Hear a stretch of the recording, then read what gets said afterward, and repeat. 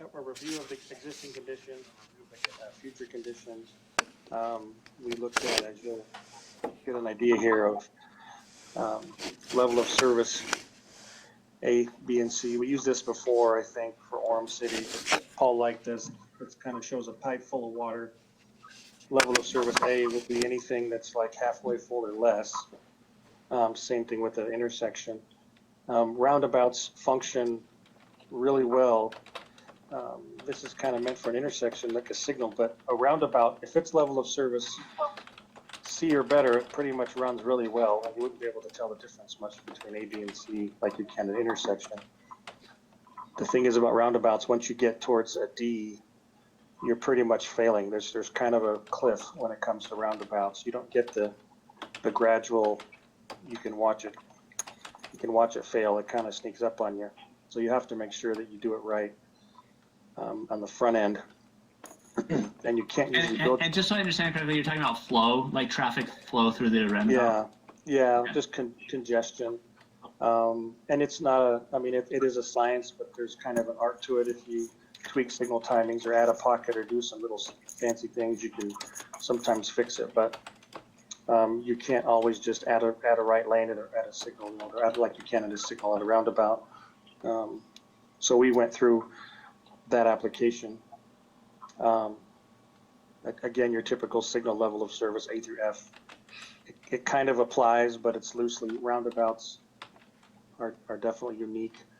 So we're kind of shooting for a C or better, because D tends to be worse than a signal. If you look at UDOT's level of service, they're acceptable D, but roundabouts really aren't.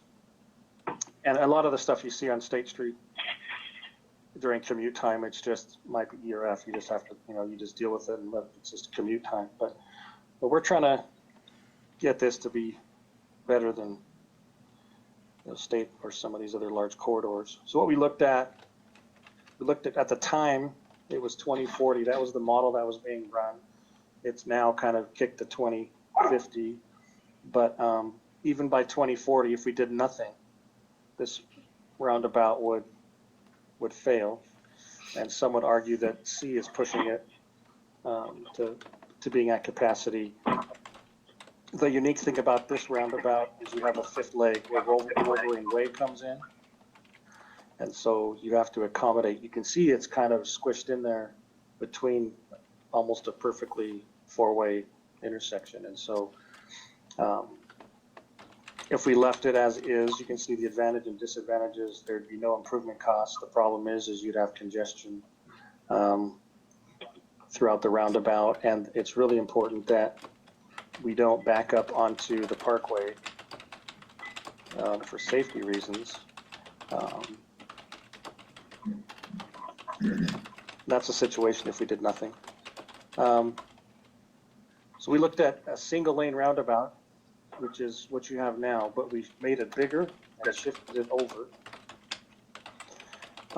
It still fails. It really didn't do much. If we kept it a single lane roundabout, but made it bigger and a little more accommodating.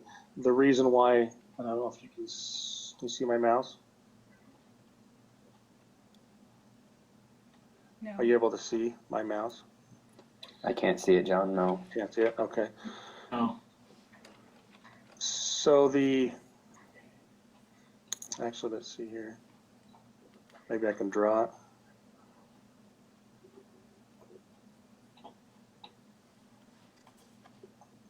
Can you see that? Mm-hmm. Yes. So under the existing conditions of this approach right here, you can see there's almost no deflection. If you were a car, you don't even have to really get into the roundabout. You can kind of skirt it and go right up Wolverine Way. And that was a safety issue. The approach speed through this area was calculated at 41 miles an hour. That's not necessarily what the vehicles were going, but that's what you could go if you were to punch it and go through here. So part of the redesign of this would be to fix that safety issue and make them kind of meander around it. But that didn't fix the level of service parameters. So we looked at a possible signal alternative. It functions pretty well as a signal. However, you would have to take land from this lady. You would actually have an awkward approach here. And this Wolverine Way has a lot of the traffic, quite a lot, partly due to the student housing. But you'd have a offset intersection, and you'd have to take both houses right here. Disadvantages right away. Traffic would double on 400 West because it would be more convenient to use 400 than this Wolverine, and so that would impact especially the school. So, and if you already have a roundabout, going to a signal would be harder than just building any roundabout. So, but we did look at that option as a possibility. So this says 10-year roundabout alternative. We looked at kind of an interim year, like what if we didn't have to buy this house right away? What if we didn't have to buy any property or this house, and we just did a little bit of church property, kept it a single lane roundabout, and kind of did a so-called quick fix, and how long would that get us? And as you can see up here, we're already at level of service E in 2030, that would be now. So that wasn't really acceptable to do a quick fix with less right-of-way impact. So we looked at what we're calling the proposed roundabout. We kind of looked at it like we had a clean slate. If we were to build something new in here, what would it look like? And we went with, it's a hybrid turbo roundabout, whatever you want to call it. It's not your typical perfect circle roundabout. It accommodates all 5 legs. We definitely push up into this area. You can see the old center of the roundabout is here. You can see how much bigger it is. We did purchase this house already. I think Orem already purchased this property because most of the alternatives required it. We don't need property or very little right up here in front of this property. We're not taking any from this lady, and the stake center would require some purchase, but really wouldn't affect their parking. You can see we skirt their parking. They already have that access there that's kind of bollard closed and not really safe anyways to be into this intersection. It accommodates level of service well. The BRT, so the bus rapid transit buses right now, they come up, they do this, and they come back and do this. And so it's a big enough roundabout that they can get their circulatory vehicles around, and it was the best option, what we were asked to do. Now, the next few slides you're not going to be able to see because I can barely see them, but when I talked about the 41 miles an hour that goes through here, these next few slides you'll see a lot of different stripes and colors, and it's our analysis of calculating what those, it's called the fastest path, and it's ignoring striping.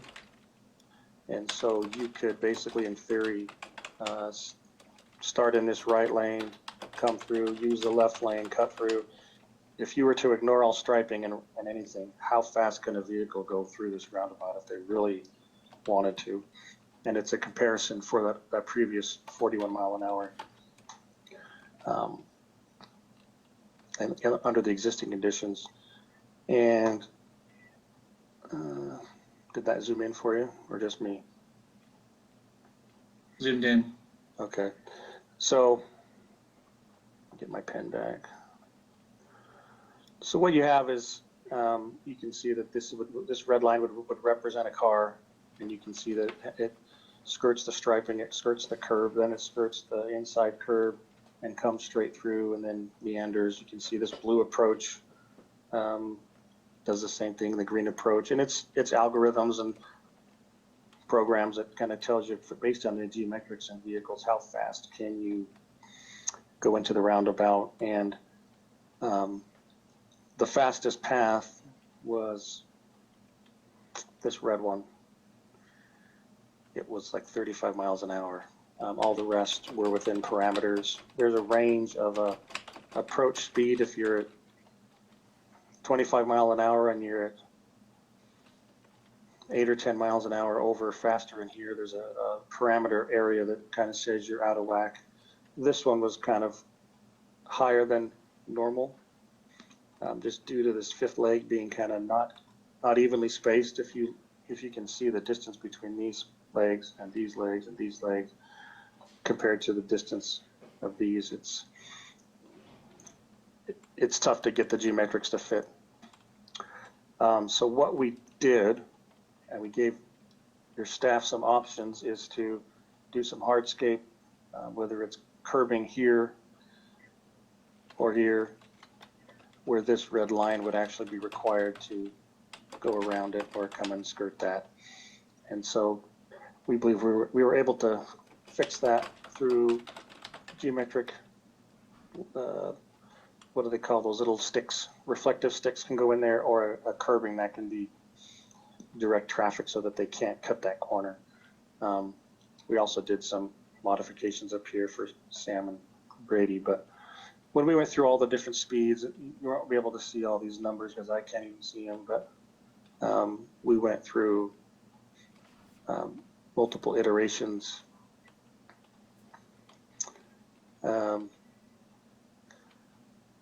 Various fastest paths, and we'll present those in our hard report. So this is the kind of the fix. You can see people using this lane, their fastest path would have to come through here, and if you're in this lane, you'd have to go around any hardscape that we would put in here. And that brought that down to 25 for one lane and 33 the other lane. So it brought it down a little bit. Depending on how many vehicles use this lane, your fastest path would be a lot less. If they use this lane, it'd be a little bit shaved off. And we're presenting this to you so that you know, as a committee, a little bit of the technical process we went through that Sam and Brady have brought up to us about their concerns. And that was one of them, about that 35 miles an hour. Initially, by doing that, we're taking it down to 25 and 31 respectively. Not much else you can do without changing the spacing up here.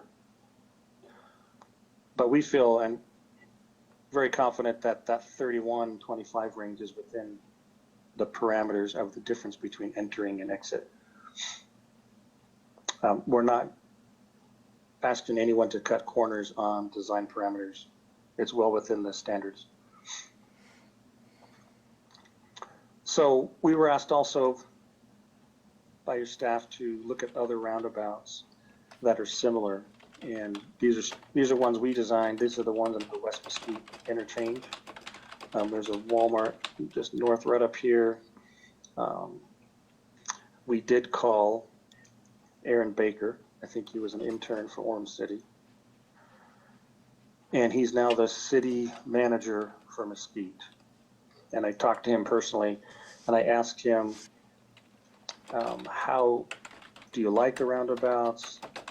As you can see, there's one, two, kind of a 3-lane section for a brief period through the roundabout here. There wasn't even a roundabout here at all. So it wasn't like they took one and modified it. This used to be just a ramp. And they changed the bridges and sent all the traffic down these ramps and then put the traffic back, and we were left with these roundabouts. But you can see they're a quasi 2-lane roundabout. There's a 2-lane approach here, 2 lanes, a lot of striping, a lot of stuff going on. I asked him about how his community has accepted it.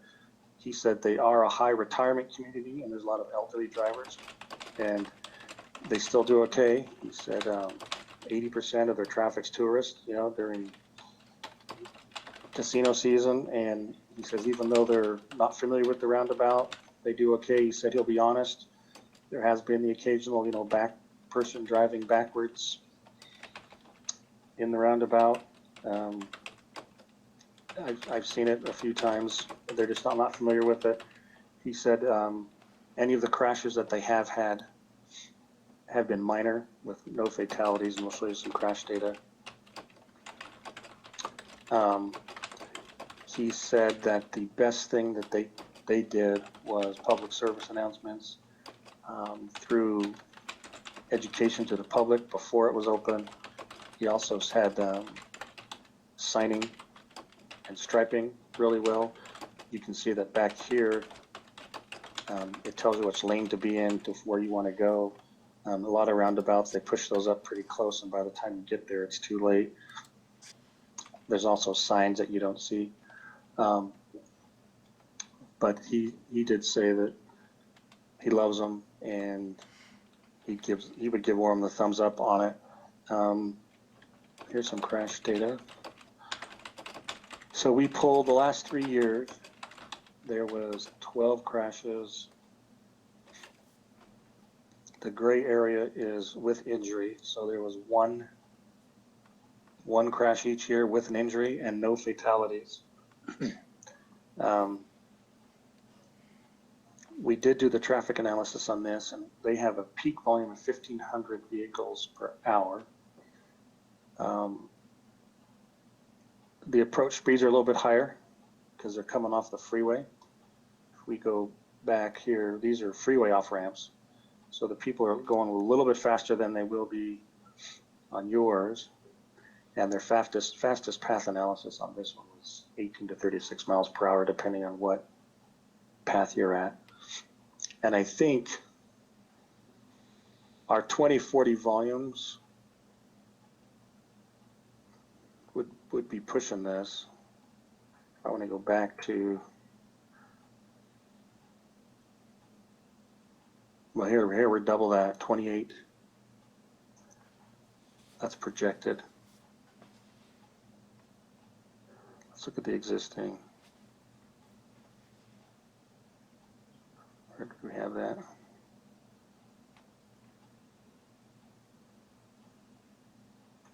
I don't think we have existing. We have 2010.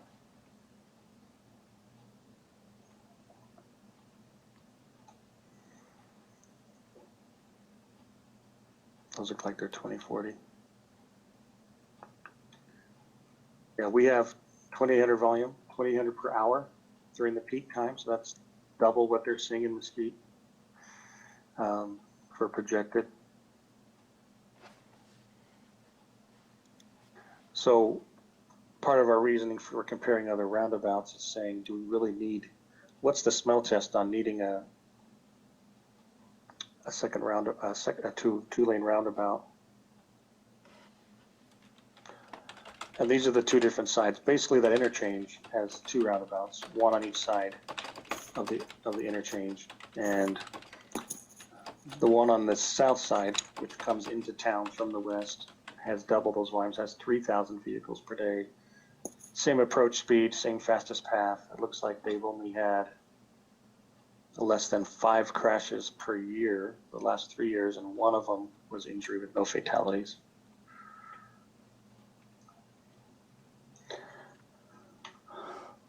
I don't know if you've been to the Bloomington one. That might be a good or bad example, depending how much you don't like that roundabout. We were involved with designing that. It has a similar two-lane approach for part of the roundabout, a single lane over here. Higher speeds, it is the ramp. Volumes also.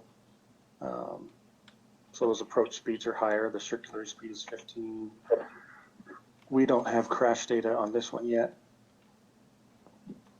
but it is a hybrid one-lane, two-lane roundabout with a little less vehicle data. Now I want to skip the question slide and show you any questions thus far, I guess. We're going to get into the reason why I showed you some of these comparative roundabouts and their crash data and feelings about it. Hey, John. Yep. I just had a quick question, just some that popped in my head while you were showing those, this design, and then you were showing how you're going to put some hardscaping in between those two lanes. And one question that I had was kind of on the, just to make sure I'm oriented right, kind of on the southwest corner, it's not really a corner, but the southwest quadrant of that roundabout there.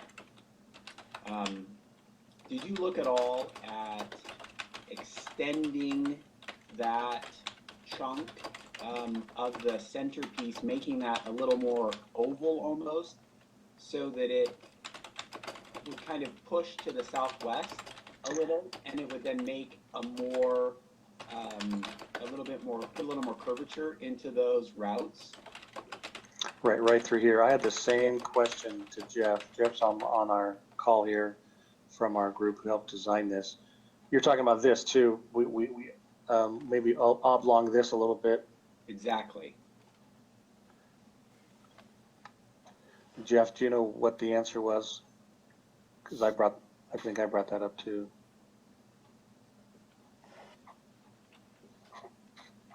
You can hear me? I think he's just muted.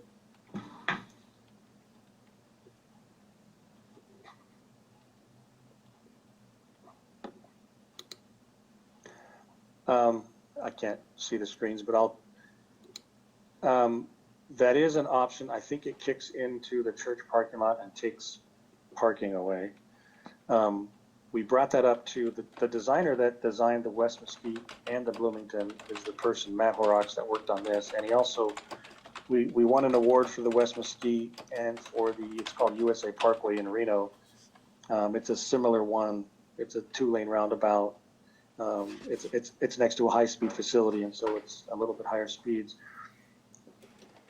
He was pretty adamant about that this 25 and 31 isn't a big deal, and it's not substandard.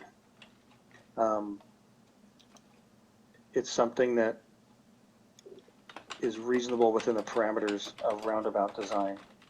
Some of these other ones we mentioned had as high as a 35 entry speed, fastest path, but it's something that if we were to do would kick into the church more, which with how the church is, it's tough to do that. We can pursue it, but it might not be worth the cost of the right-of-way for doing that. But we don't want you to worry and feel like you're doing something that's anything substandard or subpar. It's within parameters, and not just strictly parameters. It's not just us saying it's within. It's correct. It's okay. Don't worry about it. That's not kind of our approach. But if that's something that we need to pursue and push into there, it affects everything a little bit. It affects this turn angle. It affects, it filters through, but it's an option. And I think what it does is it might do a little bit for this one, not so much for this one, but did we ever get Jeff back?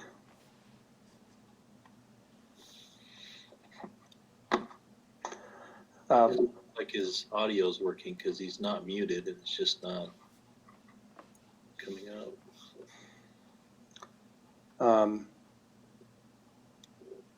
That is a thing we can look at, and we've talked about it. It's just our designer was thinking that parameter isn't a design flaw that would require us to adjust it. But if the city says yes, push it, look at it more and egg that out, it would. I called it kind of an egg, right? Because you're going to have to oblong it a little bit. And I didn't necessarily mean it in the context of the 25 and 31. I was thinking that might be an option. Again, I don't know any details. Yeah, that's good. Option instead of the hardscaping in between the two lanes. Oh. That's what I was. That I had. So the hardscaping, we have there's some pretty simple fixes. It's not expensive. They can be bolted down, they can be glued down, they can be those rubber things that can get run over that turn all black though once people run over them. So they become a little bit of a maintenance and eyesore. But the cheap version would be to put something through here. The more expensive one and more right-of-way cost would be to do something here or both. But our designer for the company-wide, the main lead designer, Matt, who, like I said, does these all over the place, wasn't worried about the 35 even. So doing something up here to get it to 31 was kind of a economic fix that wasn't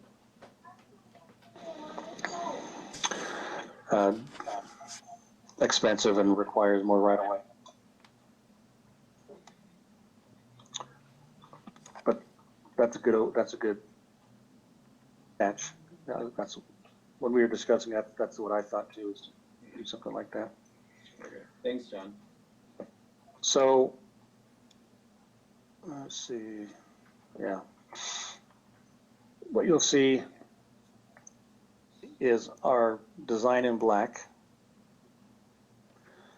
And it was brought to us by your staff that maybe in this area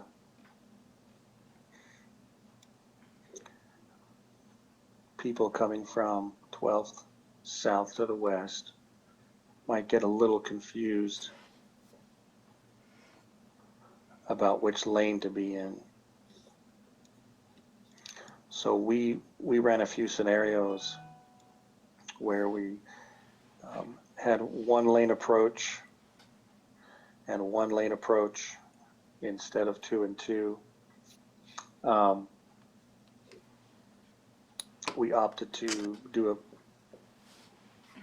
either a temporary or semi-permanent different design that can be removed. I think we decided that closing this hurts more of the level of service and queue lengths if we remove this to one lane than this side. So we kind of did another version that says, okay, let's keep this 2 lanes, let's keep this 2 lanes, and let's just possibly as an alternative have this as 1 lane. And kind of what we're presenting and asking, and you can talk to your staff as part of this or after this meeting, or is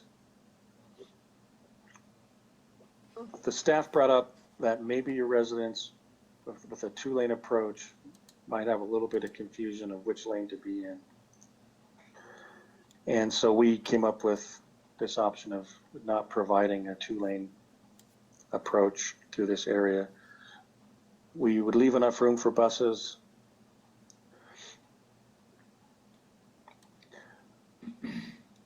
But choke that off a little bit. And what that does is it requires us to come back to the roundabout in the future, because eventually this will need to be 2 lanes through here. But there's a period of time, the next 10 years or so, where 2 lanes might be overkill, but eventually you'll need 2 lanes.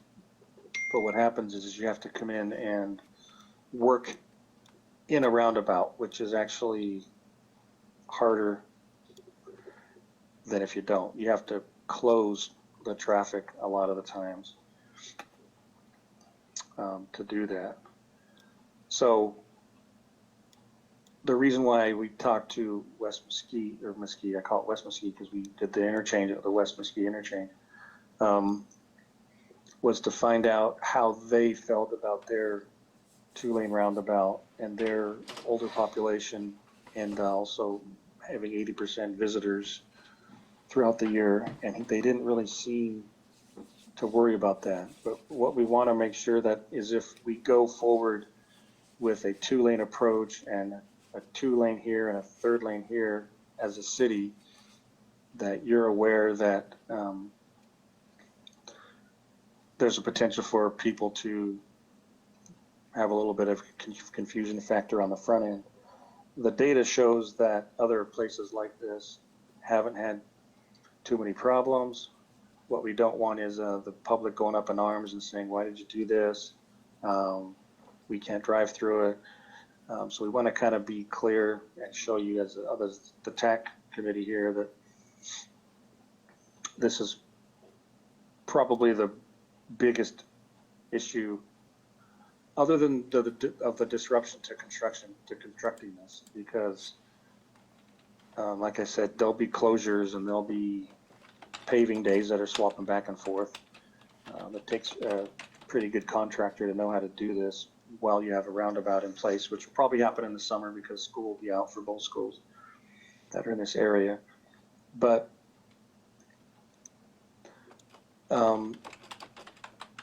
you would probably have to come back. I don't know if this would be funded through the MAG money or if this would be all on the city. We also have some technical things about, do we put the curb and gutter in and the sidewalk and do something in this area temporarily that would have to come back to. This is probably the biggest internal issue that your staff has brought to us. We're kind of leaning towards a good public service message. And we did a 3D video of kind of a helicopter with fake traffic driving through the roundabout for Spanish Fork and sent that on their website. I don't know how people get that information, if students who live there, residents, but you could probably get away with a single lane for a while and then you'd have to come back and make it two. This queue length, as it gets longer and longer, will be, back up into here as that gets worse and worse. And there's a cost, but the cost is probably cheaper than the cost of the disruption to come back and mess with it.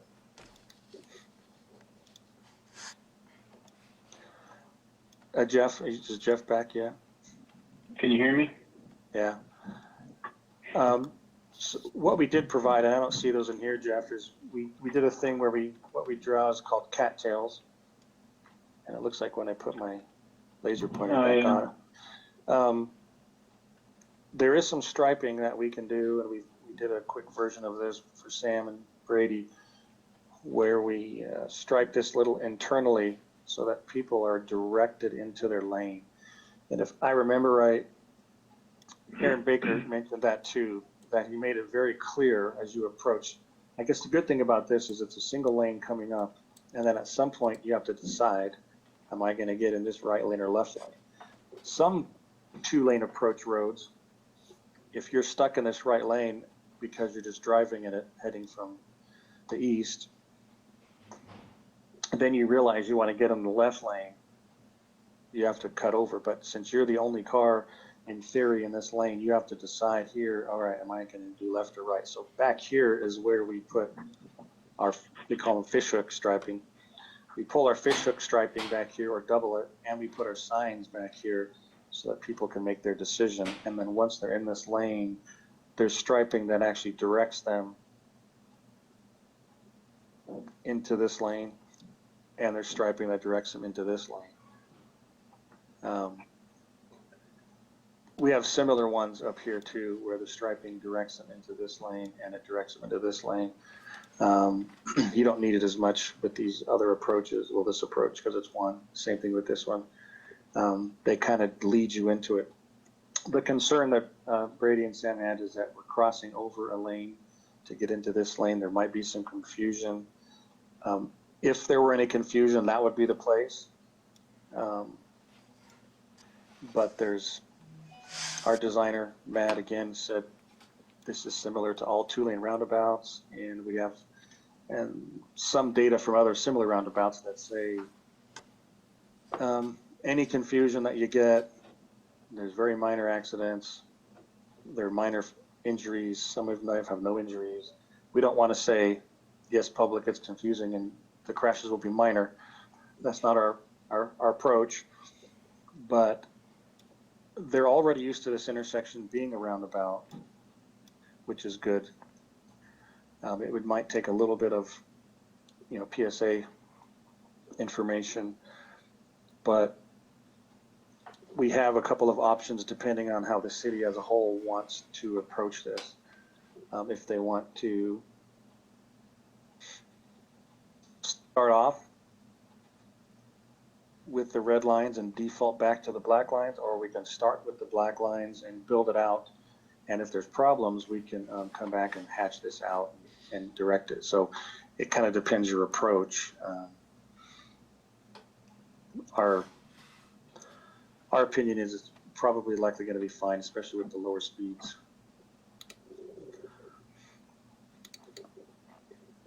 And then we present this to the work session next week.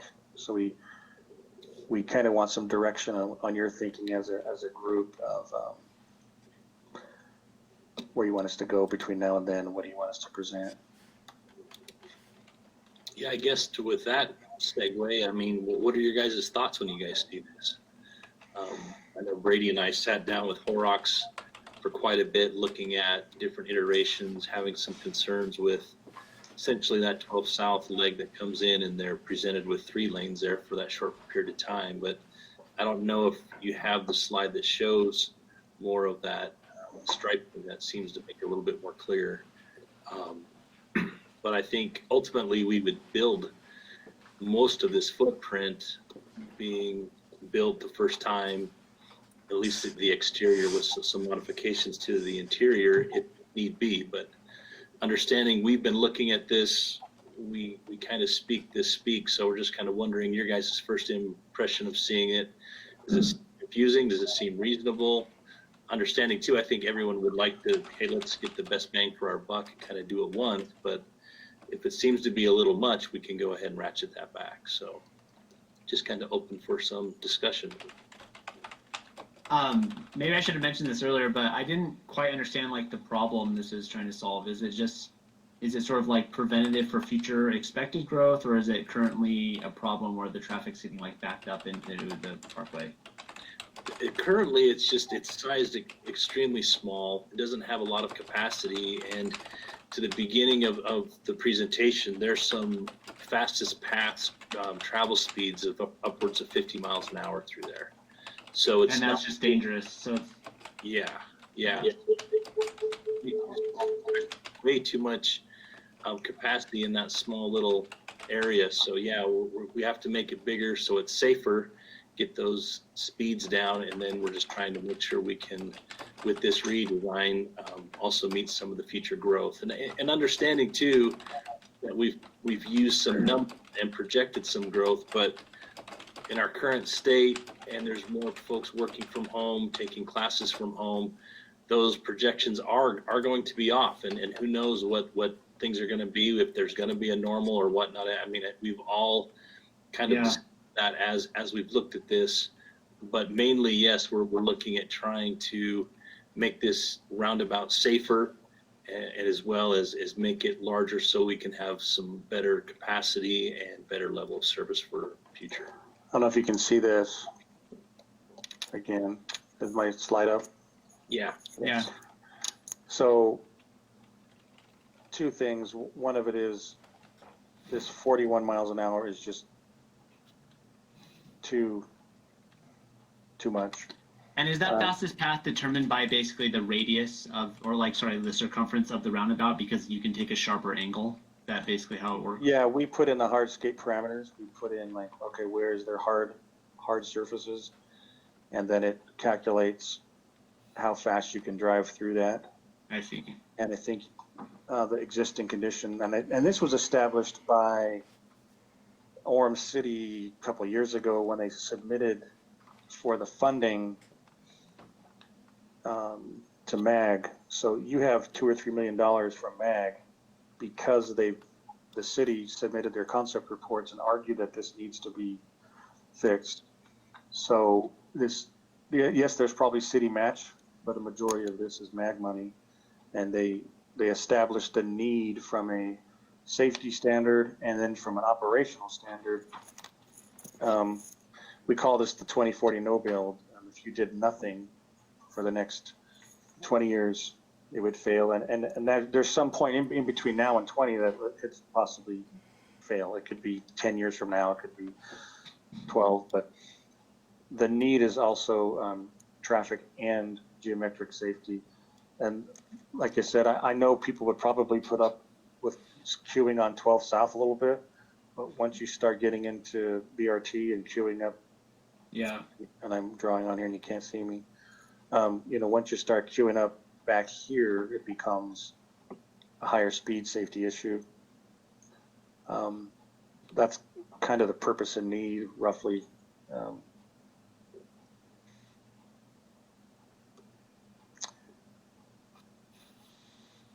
Okay. And having that bigger circulatory makes you, you know, have a little bit of a bend through here. But we are limited to this area. You know, you can see we actually had access to UVU kind of said, this is UVU property, this is UVU property. They said, go ahead and use what you have to up in here. We did cut this loop out in our designs. We did a traffic analysis, did counts. I think we had 4 cars in the peak hour and 0 in the AM peak hour use this. And you can actually, if you zoom in on the pavement, there's a black pavement. There's like, there's no car marks on this at all. And so in these, the designs,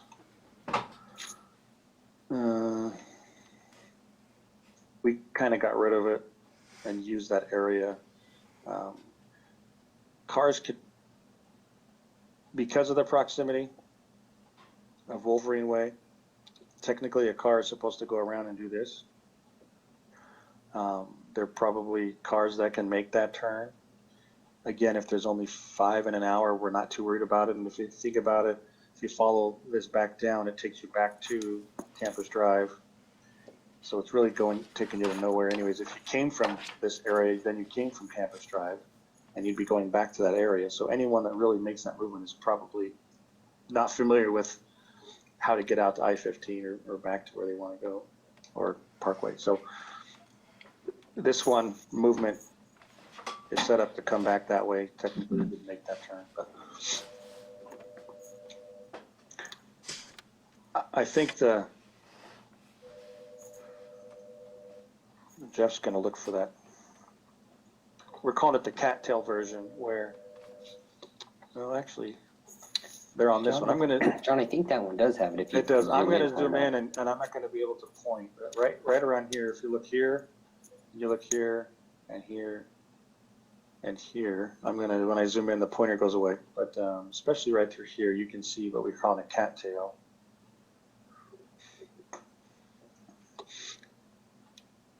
And as you approach from 12th West, 12th South from the east, you can kind of see a little bit of a straight line, dash straight line that kind of guides you into the lane. And Aaron Baker did bring that up, as he mentioned. I didn't know exactly if he meant these, but it probably is, because we put those in the West Mesquite one. The problem is they wear out a little bit. If that one is a little bit in the rotary, you have to make sure you do thermoplastic so they last longer. But this surprisingly does a lot when people are approaching the roundabout and they see a line that keeps them to the left or right.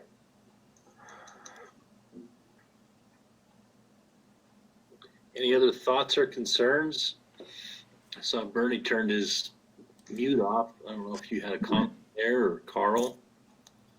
Yeah, I was just looking, as you're going from, if you're traveling on 12th Southwest and you want to go onto Wolverine Boulevard, so when you get into the left lane, is that correct? And then to get onto Wolverine, you'll have to cut across 2 lanes to get up there. Is that This way? Yes. So as you approach now the Wolverine Boulevard, will Right, you have to cut across 2 lanes there? Well, right here, Roundabout? right here, there should be striping here and signage here. We Right. can even put on there Wolverine Way right lane, but you get it. You choose the right lane here, and it's hard to see, but there's a fishhook arrow that tells you can go right, straight, or left. So Okay. Wolverine Way, you would come right here and then you would see that tail and push straight through and go like this. I see. And then this left side has a little fishhook that points. It tells you that you can go left only, and left only is relative because left is this and this. You know, you can, well, you can't see it. Left is technically 12th south and 4th, but this will guide you to say, okay, as you come up here, that pushes you into this area where that cattail is, and then you Okay. can spin around. Now, at this point, you can go south or keep going and back around. Okay. So if you were going to go south on 4th East, then there's 2 lanes exiting out of the roundabout to that south part of 4th East. Is that correct? Yeah, and they're cars that either came from this approach and went south, or they came down here and went south. So they come from 2 different locations, and this person just has to yield to both. As they sit here, this person should not be crossing over and, you know, turning down here. There's always that unknown factor where what are they going to do? And once they get to here, you're like, all right, I'm going to make it, you know. So there's that yielding factor, but it's not. This Oh. isn't uncommon roundabout. There's nothing really extreme about this design. So you were talking about public service announcements as well. So would that just be instructions basically that you would find on the website, the city website, and people would have to go and look for that? Is that how they could be initiated to what's going on? Yeah, it can be citywide. You could do a blitz of flyers of some certain amount of feet around this area. There's school emails for the parents who take their kids to the elementary or middle school. Is it elementary? The middle school up there. There's through UVU, they can send out to people who go to the school. So I'm sure there's family lists at the school, emails at UVU, and then there would be there could be a citywide post on your website, and then also a flyer or something that directs them to a website. Like I said, there's 3D models that you can actually have a nice little production where you can say, hey, here's a new roundabout, and it's all graphical, and you have what we call the helicopter fly around, where you can kind of follow a car and say, hey, if you're coming from 12th and you want to do this, you basically talk them through these movements Right. in a nice professional way and produce that and direct the people that you send this information to that video. And that's what Aaron said. He said, 6 months ahead of time, 3 months ahead of time. He said that helped. Yeah, I could see us coordinating with a PI team, putting a video on our webpage and utilizing that link with both schools, social media, and as well as the city newsletter. Obviously during construction, the whole area is going to be closed. We'll have that portion of it, and then also discuss how to navigate it. I think it would be pretty easy to do that, quite frankly. Even a robocall, we could have that too. If you have questions in those areas, you can do a robocall and direct them to that area. Do you think maybe there's a possibility of some temporary signage at the roundabout itself indicating that there are videos and instructions, so people realize, hey, I'm confused, I don't know what I'm doing here. That they could. I think the biggest thing would be once it's up and operational. I know typically when there's a new traffic pattern, you put some flags around some of the signage to kind of direct folks there, and people are going to be slowing down. We'll have our VMS signs up. It's going to be kind of hard to give instruction prior to or having them in there, but we could do something with signage saying, showing to go to 12 South or Wolverine Way or 4th West, utilize this lane. If you want to go to University Parkway, you get in this lane. I won't see a problem with some of those things, being a little bit more in front of that and looking at placement and things like that. So, yeah, I think basically, I think we can work out those details. It's just, we wanted to put this in front of you, see what your first impressions were. Well, you guys did a lot of amazing work, and I'm not an engineer, but my initial impression, if you want it honestly, is that we spent an hour long talking about this, and it's still kind of confusing to me. And if that's the case, then I'm really worried that how the average student coming out of UVU is going to feel about it. Like, I don't know, it seems like a really complex design, like we're trying to do, and maybe we have to do that, but that's just my honest first impression. Have any of you guys driven through the roundabout down in Bloomington or the one getting off in Mesquite? Have you guys experienced anything like that? I've been on both of them. You survived. Let's go. I know that my dad was older, but I know that the one in Bloomington, he ended up going the wrong way on it. So, I think it does tend to be a little confusing, but we don't have the double roundabout situation here like they do in Mesquite and in St. George. Yeah. But, And Bloomington is a retirement community itself. I mean, I had 4 great aunts that all lived there for decades.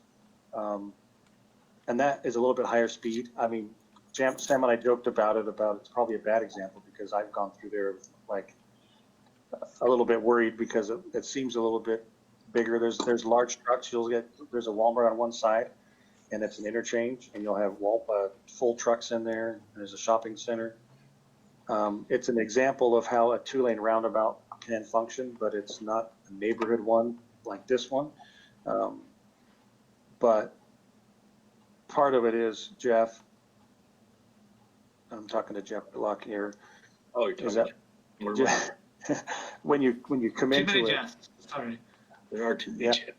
when you come into it, it should direct you into the lane you're supposed to be in. It's always tough to see a top-down view of what you're going to see in a roundabout. But as you approach, you'll see your first sign. You could even, like I said, there comes a point though where you end up with sign clutter where there's so many signs. Yeah. You're just like, holy cow, because there's the whole crosswalk too, where you got to put, yield to pedestrians. So you don't want them too bugged out with too many signs, but this roundabout wouldn't fall under, it's not atypical. It's a typical hybrid 2-lane, 1-lane roundabout. There's nothing in there that I would say it's a little bit crazy or we're going outside standards or anything like that.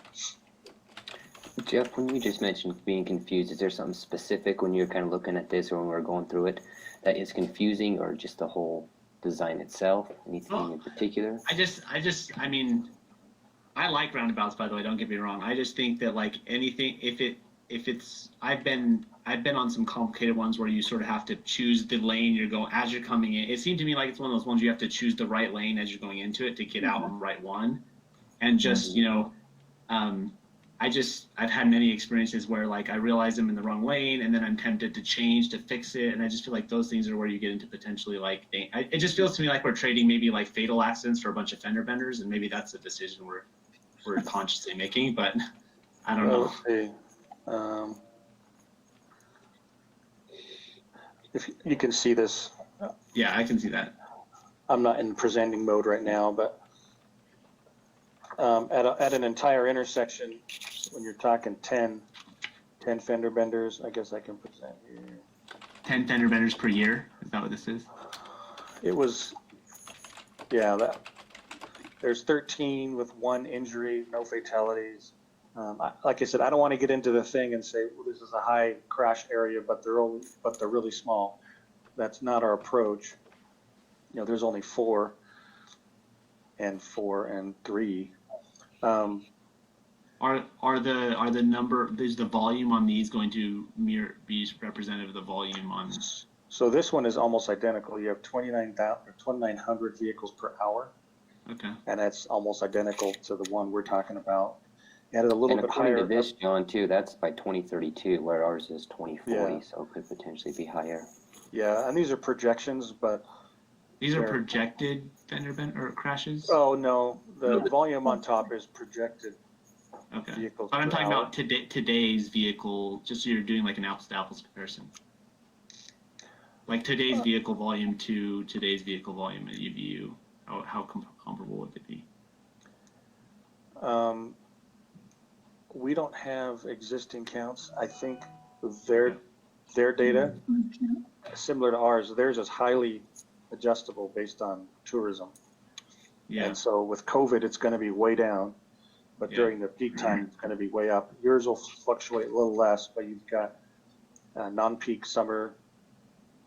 But if these are projected similar, we can assume they're similar now, but we don't have crash data on the one you have now. But this looks at, this is an open functioning roundabout, which it's an interchange with a Walmart next to it. So it's got to have reasonable Yeah.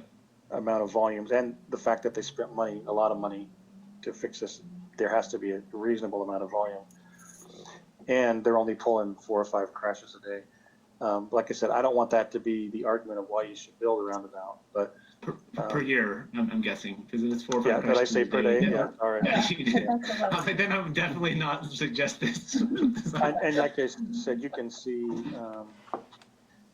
see there's on these approaches, if there's a 2-lane approach, I don't see off the map how far back it becomes 1-lane approach, but on the 12th south and the other lanes, you're approaching the roundabout as a single lane, and so Yeah. there's no real trap lane, like what we call, where you're stuck in that right lane and all of a sudden you realize, oh shoot, I'm supposed to be in the left lane. Yeah. You make that decision as you approach the roundabout, whereas some of these intersections and roundabouts, if you're stuck in the lane, you're stuck in the lane. Yeah. Yours isn't the case. You can see there is still kind of a 3-lane section here, which is similar to the 3-lane section on yours. There's also a 2-lane section and a single-lane section. Hence, it's called a hybrid because it's not really a 2-lane. You also have these sections that are cut off. Called that makes it called a turbo roundabout, where it's got chunks in and out of it. It's very similar.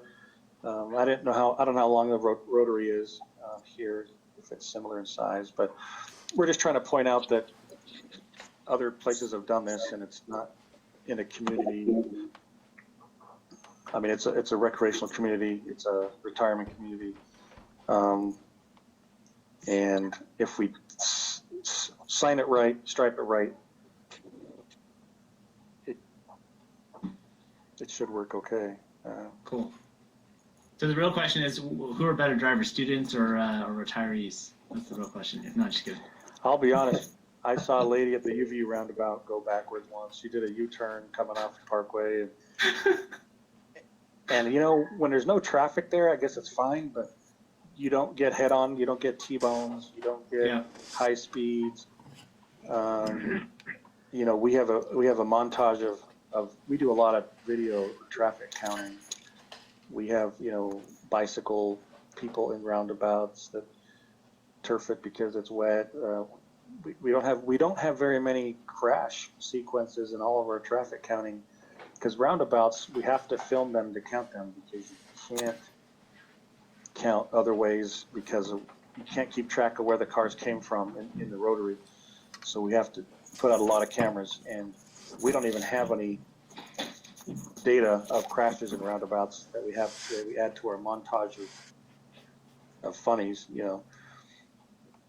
But this design, like I said, does not take this house, does not affect her property. She's kind of outspoken against the roundabout.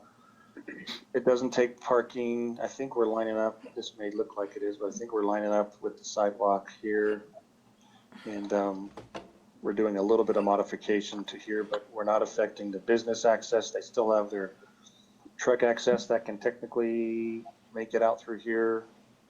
So from a PR point, if you have if you represent Orem City, you shouldn't get complaints from businesses, from other things. You will have the occasional person come up and, do a U-turn right here because there's no traffic and they don't know better. But there's nothing glaring that says we're also asking the city to do anything substandard. Right, are there any other questions or comments? Jeff Lamson, I don't know if you had one at one point. You're muted if you did. I was on the Bloomington Roundabout last weekend, and if there were potential for a confusing roundabout, I think that would be it. The training that they had, as long as you can read, it was pretty easy to get on and off, and make sure you're going in the right direction. So. And just my other comment, I actually spent some time in England as a missionary, and over there they have 3 and 4 lane roundabouts, and every intersection is a roundabout basically, and down to the size of a manhole cover, just a little bump in the road is actually a roundabout. And so I'm a huge fan of roundabouts, and thank you for all of the hard work and the insights and the planning that goes into this to make it better. Yeah, I'm also the same situation. I'm kind of leaning towards roundabouts because I served in the Midlands in England, and there is just sometimes a cap, a brass cap 10 inches wide, and that's the intersection, and that's the roundabout, and you just have to stay to the right, stay to the left. But it's harder to get a license there. They don't hand them out as easy. But we just want to be really clear that the staff's comments, we have some little striping issues up here we fixed. We had the speed issues I think we're approaching. We can either bulb this out or do a combination of both. The area that they're worried about the most was this possible crossover. We're hoping that those tails solve it, but we want the staff and the OTAC to agree on a direction possibly, and know that that was their one concern, was this 2-lane approach that would function as a single lane and not be required until sometime. We try to put a year on it, but it really depends on growth. As things grow, it'll be needed sooner, and there'll be a cost associated with getting in and doing that. If the city feels like they can handle a 2-lane approach and we can direct people into the lanes, if there's a problem, we can actually all go back and hatch this out with something hardscape, and we can hatch this out and do it. So it kind of depends if you want to go big and use all the MAG money you can to do it, build it out. And if there's a problem, we back off, or go the other way where we build it smaller and then possibly have to go back to MAG if they'll let us, or put it on Orem's dime to come back and have to mess with the roundabout again. My own personal opinion, I think, would be to just go with the black right now, and just go ahead and do the 2 lanes. I think people are going to have to learn how to navigate this. The 2 lanes are ultimately going to be necessary. So there's going to be a learning curve, whether it's now or whether it's 10 years from now. People are going to have to figure that out. And it just introduces more cost and more complexity to sort of stage it as a 1 lane for now, knowing that in 10 years you're going to have to go back and revisit it. So I would advocate for just finishing it to the 2040 specs right now, doing what needs to be done to educate the public, and then going from there. So I just see a lot more positives and negatives to that approach. So that was my comment. And then I had a question, which is, I know we've looked at this before, and I remember some kind of proposal with the double roundabout like you have, but that 5th Campus Drive that being moved and teeing in to whatever that is, 1200 West, like you showed in the intersection. So you showed the intersection picture where you were just turning this into a traditional intersection. And in that model, you've got Campus Drive moved and teed in right there. And I think, I could be remembering this incorrectly, but I remember one of the options that was presented, I don't know, a year ago or whenever it was, had the movement of Campus Drive combined with a roundabout. And I don't know if you looked at that, or I may not even be remembering it correctly, but I'm just wondering if in fact you looked at that and what the analysis said. You mean more of this with another? Yeah, exactly. So sometimes, but I'm not specifying whether it's a 1 or 2 lane roundabout, but I'm just saying instead of making Campus Drive come into the roundabout, move it where it tees into 1200 West like you have on the intersection. So it's a combination of the two options. So I think the original concept report had something like that, where there was actually like a little hook. They kept the hook and they brought it. They didn't go all the way into the roundabout. They left the hook. That was like an original concept. The problem is this leg up here is called Northwest. That's this leg. This has the highest amount of traffic on it than all the other legs because of the campus. And so of all the legs that probably need to be in the roundabout, this is the one. And well, this one's pretty argumentative. You know, 600, there's 700 trips there per hour, and there's about 650 here. This is the one that carries and attracts the most. So if we do something like that, we end up with an intersection here that we didn't analyze it, but there would be a lot of, we would almost be stuck with another need for a roundabout here. But I know what you're saying. John, we actually did. I want to say we had a concept where it was kind of a peanut, what it looked like in there. Oh, there was a double roundabout, like right. Yeah, and I think it just kind of just like this turbo is making Jeff Whitlock's head kind of explode a little bit. I think we thought if we put a peanut in there, I think we'd have this whole county just avoiding the whole area. So I think we just do a different. Yeah, you know, I don't know if I forget if we did one or you guys did one, but there was a double peanut roundabout. We did a peanut roundabout that actually got built up in Rexburg that functions in a different situation, a little bit bigger. But of all the legs that probably need to be into the roundabout, it's this one.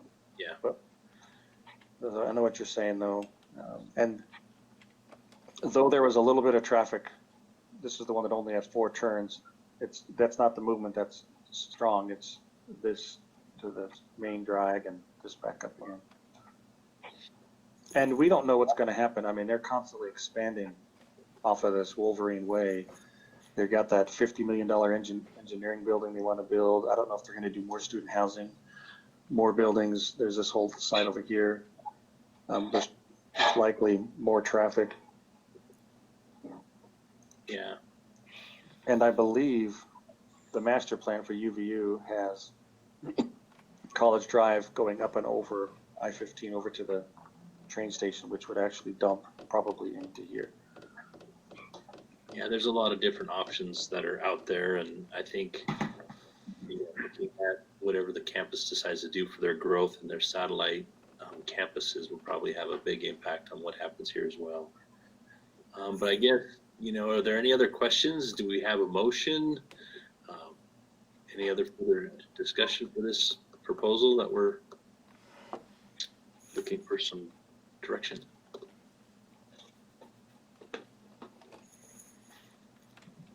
I want to say that I was agreeing with Keith's comment before that I think that it ought to be built out to the 2040 standards. Currently, I think it'll be easier for for people to adjust to it now when the traffic is less rather than in 10 years or whatever when there's greater traffic. And I think we ought to do it and leave it alone. Sounds good to me.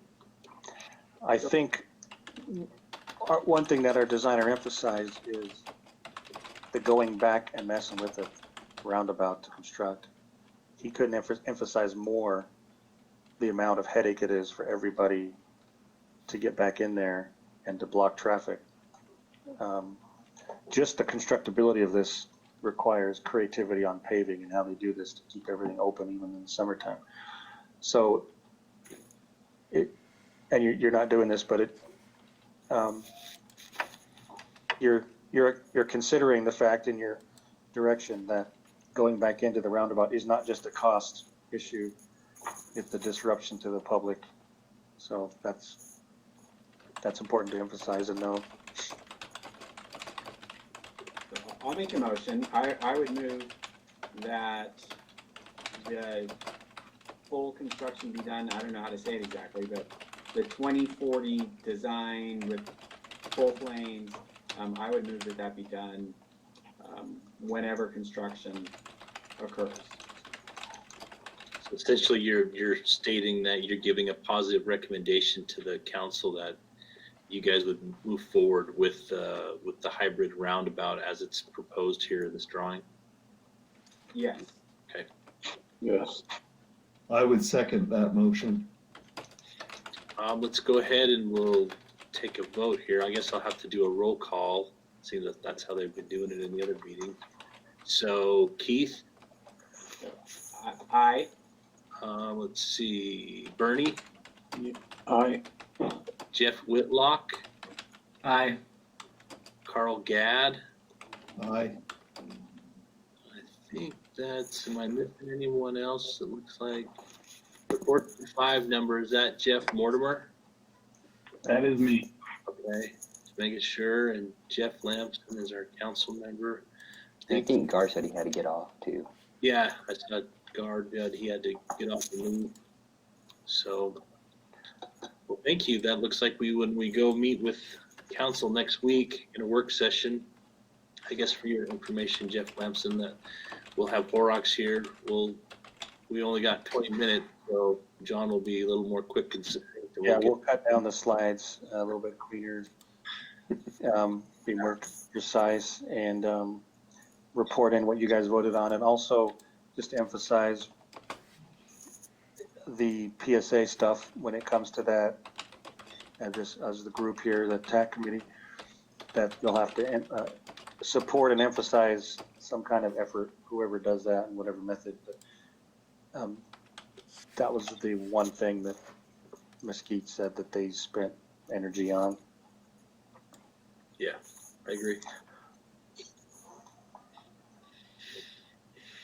Okay, that's all we have for that. Hey, thanks, John and Jeff. Hey. Appreciate you guys coming. Looking at the agenda, there's a few other items that are there. I think briefly we just wanted to discuss, we got some of the projects that we're currently working on and moving forward with. We're in the process of coordinating with MAG.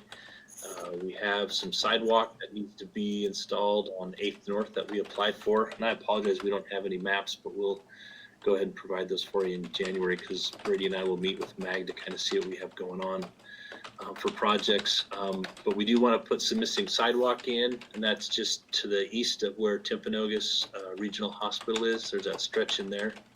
We're going to work in coordination with UDOT. UDOT has some safe routes to school and some missing sidewalk money, so we'll be able to utilize some of that as well as our MAG money to put in some sidewalk there.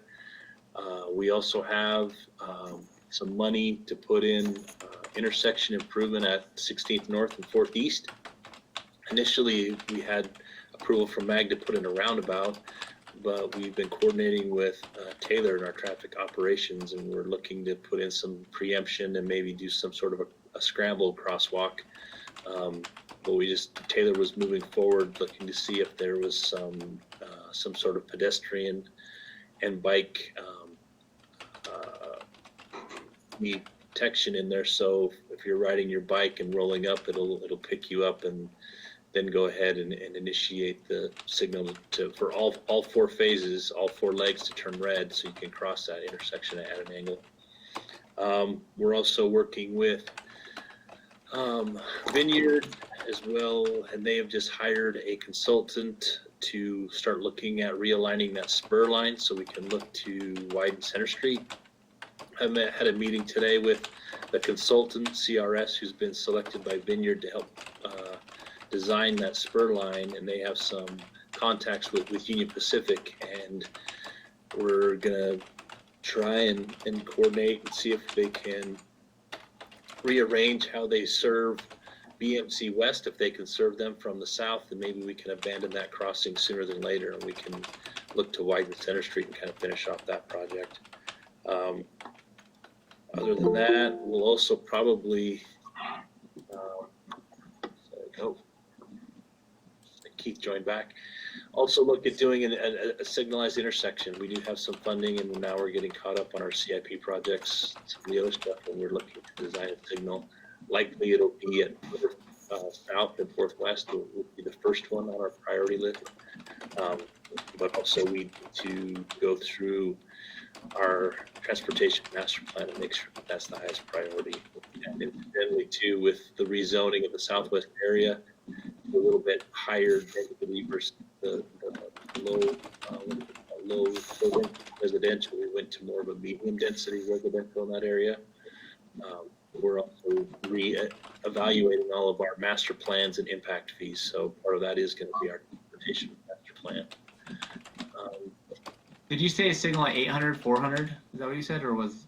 No, we look at putting a signal at 400 south and 400 west. 4 south, 4 west. Yeah, that seems to be looking at from the last master plan that we have the higher level volume. We also recently just are looking in the process of awarding a project doing some intersection improvements at 8th East, 8th North, as well as Center Street, extending the median here on this east leg back through, so that first entrance into the city center, you won't be able to make it. Have to avoid the east, back by that basement if you want to turn left in the city center. So, other than that, did I have any other projects that I missed, Brady? I don't think so, Sam. I think that was it. Are roundabouts a lot more expensive than signals? Typically, yeah, they're typically larger, and you have to purchase more right away. The benefits to them is that there's lower speeds, and Continuous flow. Yeah, and there's 2 different animals with the roundabout. You kind of want to work with an area where you have projected growth pretty much built out, so you kind of understand what you have there for traffic, and then you build it accordingly with some capacity in their signals. You don't need as much of a footprint to build one, and then obviously if you have expansion, roads widen or whatnot, they can be adjusted accordingly. The difference between the two, and I guess to John's point too, when we're talking about accidents, all intersections create accident points, whether it's something can happen. Someone's going to blow a stop sign, someone's going to blow a red light. There's all kinds of things that happen. It's not to say that the roundabout is not going to have any accidents. It will, but to his point and to that slide he had is that those accidents are lower speeds, typically not damage, and or there's not as much bodily injury. And maybe speak to that too, being a former police officer, understanding that there are conflict points, and that's what intersections are.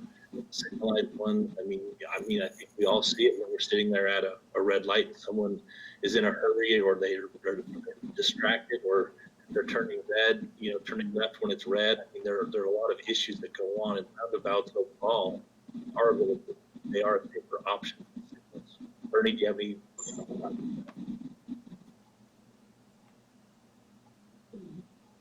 Speeds generally increase with a stoplight because of the people trying to make the green light. Make it through the. But for the most part, I think that the roundabout would be better, but the lights do have problems, but they do function better, allowing, each lane of traffic going. And so you don't sit there for 5 minutes waiting for all of it to go through. Right. Right. But depends on the drivers, what they've got to do and how fast they want to be going. Right. Right. But it seems like the speed does go up a little bit with Yeah. a stop light instead of stop sign. Right. Any other comments, questions, concerns? Like I said before the beginning of the meeting, that Brady and I will meet, we'll fill some vacancies on this commission, and then when we meet next commission, hopefully we have everyone here, and then we'll also look to actually appoint a chair of the commission and things like that. So it's not necessarily myself or Brady that are the chair, that it's actually you guys running it and telling us what to do, just like our wives do, and husbands, however.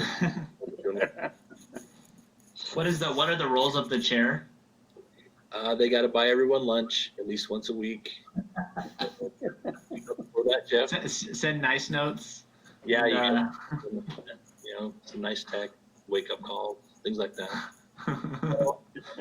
It's going to be taking charge of meeting, going over minutes, asking for the approval of minutes, which we'll do next, and then just kind of leading the discussion, kind of being the head of the commission. And then usually, so what you've been doing basically. yeah, and then usually if there's something at city council, usually like for our transportation master plan, we'll probably likely want to have the chair of the Transportation Advisory Commission there.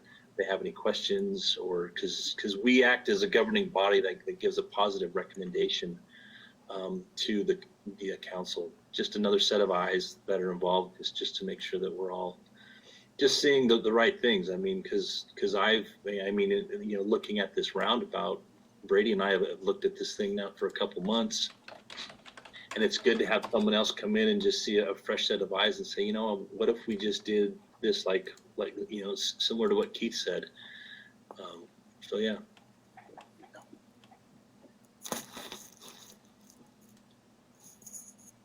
So with that, I guess any other questions, comments, concerns? We'll go ahead. If not, then we can go ahead and I guess has everyone had a chance to review the minutes? Were they accurate? Any corrections? Appear to be. They looked fine to me. Oh, good. And that we approved the minutes.